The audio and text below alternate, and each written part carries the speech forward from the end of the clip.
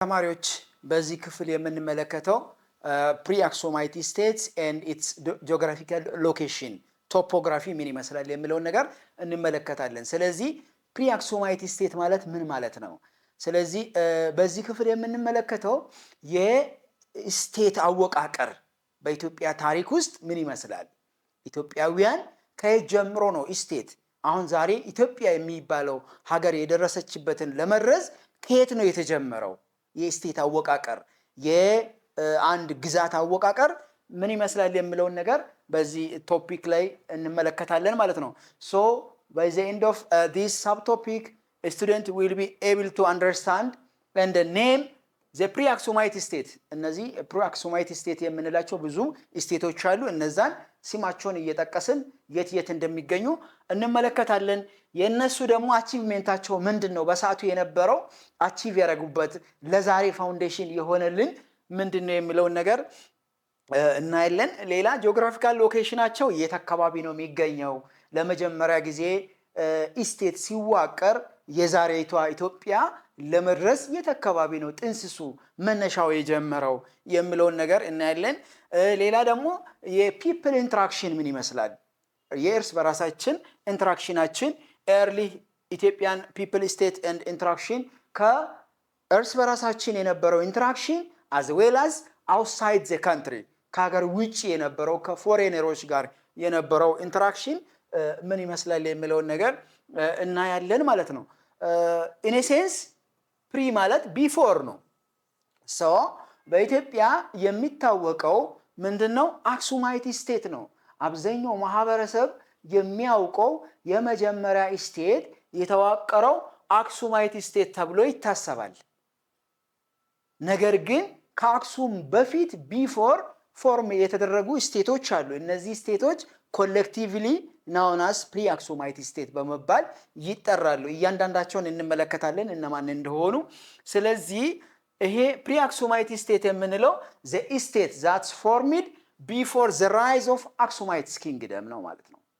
ከአክሱማይት ስቴት ቀደም ብሎ የተዋቀሩ ስቴቶች እነማን ናቸው የሚለውን እንመለከታለን። በኢትዮጵያ ታሪክ ለመጀመሪያ ጊዜ የስቴት አወቃቀር የጀመረበት ጊዜ ከ1000 ቢሲ ኢየሱስ ክርስቶስ ከመወለዱ በፊት 1000 ዓመታትን ወዲያላ ሄደን ስናስበው ሀገራችን ኢትዮጵያ ስቴት ፎርም ያደረገችበት ሀገር ነች ማለት ነው። ስለዚህ ይሄ እስከ ፈርስት ሴንቸሪ ኤዲ ድረስ የቀጠለበት ስርዓት ነው። ስለዚህ ለምሳሌ አክሱማይት ኪንግደም በፈርስት ሴንቸሪ ላይ ነው ፎርም የተደረገው ማለት ነው። ስለዚህ ከአክሱማይት ኪንግደም በፊት ሌሎች ስቴቶች ፎርም የተደረጉ ስቴቶች አሉ። ኦኬ፣ እነማን ናቸው? አራት ፕሪ-አክሱማይት ስቴቶች አሉ። ከአክሱማይት ስቴት በፊት የተዋቀሩ 4 ስቴቶች አሉ። ከዛም የመጀመሪያ ፑንት ስቴት እንላለን። ፑንት ስቴት ሶ በሌላ አነጋገር ፑንትላንድ በመባል ይታወቃል። እስከ ዛሬ ድረስ ወደ ሶማሊያ አካባቢ ፑንትላንድ የሚባልበት ቦታዎች አሉ። ስለዚህ this Puntland or the Punt state was one of the earliest known states not only in Ethiopia but also in the Horn of Africa። ስለዚህ በአፍሪካ ቀንድ ላይ የመጀመሪያ ስቴት በሀገራችን ብቻም ሳይሆን በአፍሪካ ቀንድ ላይ የመጀመሪያ ስቴት ነው ማለት ነው። የስቴት አወቃቀር ስርዓት ስቴት ማለት ግዛት ነው። አንድ ሰውዬ ኮንትሮል የሚያደርግ ለምሳሌ አንድ ሰውዬ የራሱ የሆነ ግቢ ይኖረዋል። በግቢ ውስጥ ደግሞ የራሱ ቤት አለው። ስለዚህ ይሄን ግቢ በራሱ ጊዜ ነው ኮንትሮል የሚያደርገው። ስለዚህ የራሱ ድንበርን ኮንትሮል ያደርጋል ማለት ነው። ስለዚህ ፑንትላንድ በኢትዮጵያም ብቻም ሳይሆን በአፍሪካ ቀንድ ሀገራት ላይ የሚታወቅ ነው። ነገር ግን የፑንትላንድ ወይም የፑንት ስቴት ኤግዛክት ሎኬሽን አይታወቅም።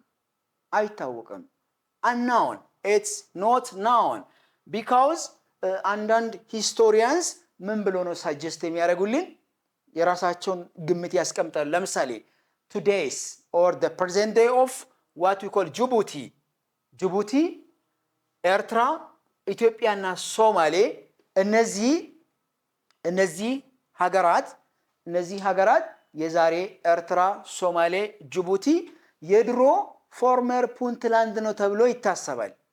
ለዚህም ነው ኤግዛክት የሆነ ሎኬሽን እና ቴሪቶሪያል ዲማርኬሽን አይታወቅም የሚባለው የፑንትላንድ። ስለዚህ ዛሬ ጅቡቲ የሚባለው ሞደርን ካንትሪ እንዲሁም ደግሞ ኤርትራ፣ ኢትዮጵያና ሶማሌላንዶች በሙሉ በአንድነት የድሮ ፑንትላንድ በመባል ይታወቃሉ። በዛን ሰዓት ትሬድ ኮንዳክት ይደረጋል፣ ንግድ ስርዓት ነበረው። ስለዚህ ይሄ ንግድ ስርዓት በሰርድ ሚሊኒየም ቢሲ ላይ ነው የነበረው እና ይሄ እንዴት ነው ፐርፎርም ሲደረግ የነበረው? በኢንላንድም በሲም ይደረጋል። በየብስና በውሃ በወንዞች በውቅያኖሶች የሚደረጉ የንግድ ስርዓት ነው ማለት ነው። ስለዚህ በላንድ ኤንድ ሲ ትሬድ ኮንዳክት ይደረጋል። በዛን ሰዓት ኤክስፖርት አይተሞቹ ምንድን ናቸው?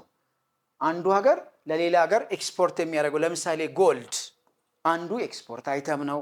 አይቨሪ፣ ማየርስ፣ አኒማል ስኪን፣ ኦስትሪች ፌዘርስ እነዚህ በሙሉ ኤክስፖርት አይተሞች ናቸው ማለት ነው። ኤክስፖርት አይተሞች። ሁለተኛ የመጀመሪያ ፕሪአክሱማይት ስቴት ፑንት ነው። ሁለተኛ የሃ የምንለው ስቴት አለ። ሶ የሃ was the oldest pre-Aksumite state that far from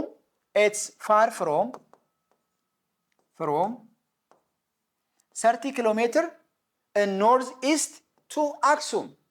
ከአክሱም ሲቲ አሁን አክሱም በትግራይ ክልል የሚገኝ ከተማ ነች።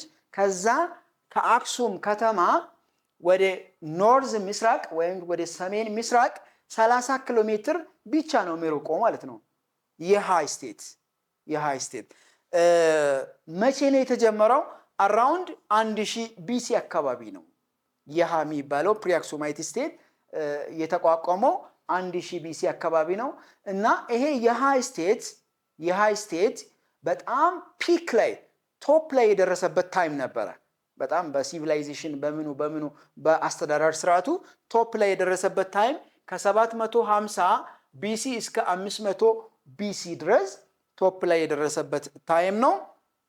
ምንድነው አቺቭመንታቸው? ምንድነው የሃይ ስቴት አቺቭመንታቸው ምን ይመስላል? እነሱ በዛን ሰዓት የሚታወቁት ምንድነው? ስቶን ቢልዲንግ የድንጋይ ቤቶችን በመስራት ይታወቃሉ። የተለያዩ ቴምፕሎች አሉ፣ ኢንስክሪፕሽኖች አሉ። እነዚህ የራሳቸው የሆነ አቺቭመንት ነው ማለት ነው። ዘሰርድ ፕሪአክሱማይት ስቴት ሐውልቲ ማላዞ ይባላል። ይሄ ሎኬት የሚሆነው ወይም ዳይሬክሽኑ ወዴት ነው? በሳውዝ ኢስተርን አክሱም ላይ። በአክሱም እንግዲህ ሴንተራችን፣ ምክንያቱም አክሱማይት ኪንግደም በጣም ሞስት ሲቪላይዝድ ኦርጋናይዝድ ስትራክቸርድ የሆነ ስቴት ነው ከነዚህ ከፕሪአክሱማይት ስቴቶች ይልቅ ማለት ነው።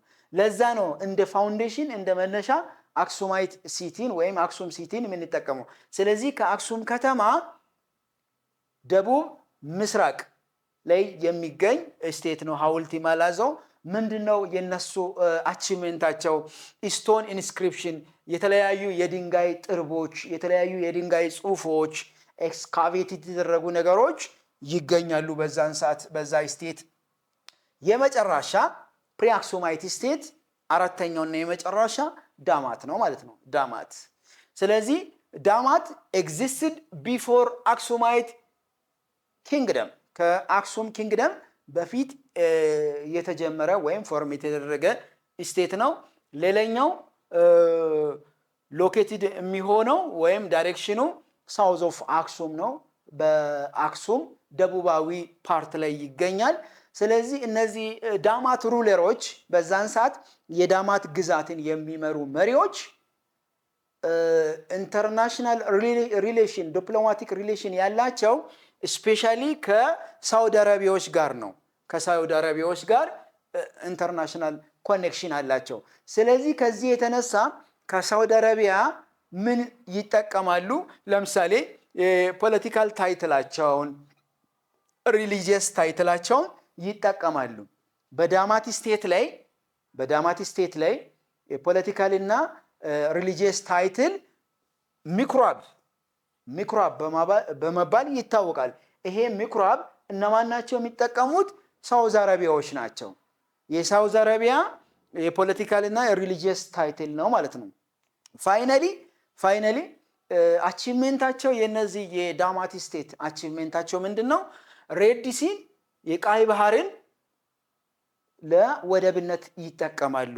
ለምሳሌ አዱልስ ወዘ ፖርት ኦፍ ዲስ ዳማት ስቴት ከቀይ ባህርን አቋርጦ አዱልስን እንደ ፖርት የሚጠቀሙበት ሁኔታ ነው የሚገኘው ማለት ነው። ስለዚህ ይሄ በምስሉ የምንመለከተው ኤንሸንት ትሬድ ነው። አክሱም፣ ፖንት ኤንድ ሬድ ሲ። እነዚህ አሁን ይሄ ቀይ ባህር ነው። በምስሉ የምትመለከቱት ቀይ ባህር ነው። ቀይ ባህር አካባቢ የተፈጠሩ ፕሪ አክሱማይት ስቴቶች እነማን ናቸው? ለምሳሌ እቺ የመጀመሪያ የምትመለከቱት የሃ ስቴት ነው። የሃ 30 ኪሎ ሜትር ከአክሱም ስቴት 30 ኪሎ ሜትር ይርቃል። ይሄ የመጨረሻው አክሱም ነው። ይሄ የመጨረሻ ላይ የሚገኘው ከዚህ 30 ኪሎ ሜትር የሚርቅ ስቴት ነው ማለት ነው። ሌላ ዳማት ስቴት ነው። እዚህ ጋር ከድንጋይ የተሰሩ ጥርቦች ምናምን ይታያሉ። በዳማት ስቴት ላይ ሳውዝ ኦፍ በአክሱም በደቡብ ፓርት ላይ የሚገኝ ነው። በዚህ ደግሞ የምትመለከቱት ሐውልቲ መላዞ ነው። the south east of አክሱም ያው ፋውንዴሽናችን መነሻችን አክሱም ስለሆነ ማለት ነው። ስለዚህ እነዚህ በሙሉ ፕሪ አክሱማይት ስቴቶች ናቸው። ይሄ ደግሞ ፖርት ነው፣ የንግድ ወደብ ነው። አዱልስ ኤክስተርናል ትሬዲንግ ኮንዳክት ለማድረግ እነዚህ ፕሪ አክሱማይት ስቴቶች እነዚህ በሙሉ የሚጠቀሙት ይሄን ወደብ ነው ማለት ነው። ይሄን ወደብ በመጠቀም የተለያዩ ነገሮችን ኤክስቼንጅ ይደራረጋሉ። በዚህ ሳብቶፒክ የተመለከትነው ምንድነው? ፕሪ አክሱማይት ስቴት ማለት ምን ማለት ነው? ኢን ሴንስ ፕሪ አክሱማይት ስቴት ማለት ምን ማለት ነው? እነማን ናቸው? ከአክሱም ስርወ መንግስት ቀደም ብሎ ስቴት የፈጠሩ እነማን ናቸው? ፋውንዴሽናቸው አክሱማይት ሲቪላይዜሽን ነው። በዛን ጊዜ ሲደረግ የነበረው ትሬድ፣ ሪሊጂን፣ አርቴክስቹራል አቺቭሜንቶች እና ኤክስተርናል ሪሌሽንሺፕ ከነማ ጋር ነው የነበረው? ለምሳሌ ከኢጂፕቶች እና ከሳውዲ አረቢያ ጋር የነበራቸው ሁኔታዎችን ተመልክተናል ማለት ነው። ስለዚህ በዚህ ዩኒት ያየነው ኢንጀነራሊ አክሱማይት ፕሪ አክሱማይት ስቴት ምን ይመስላል፣ እነማን ናቸው፣ ምንድነው አቺቭሜንታቸው የሚለውን ነገር በደንብ አድርገን አይተናል። ይሄን ሳብቶፒክ በዚህ እናጠቃልላለን። ስላዳመጣችሁ እጅግ አድርጌ አመሰግናለሁ።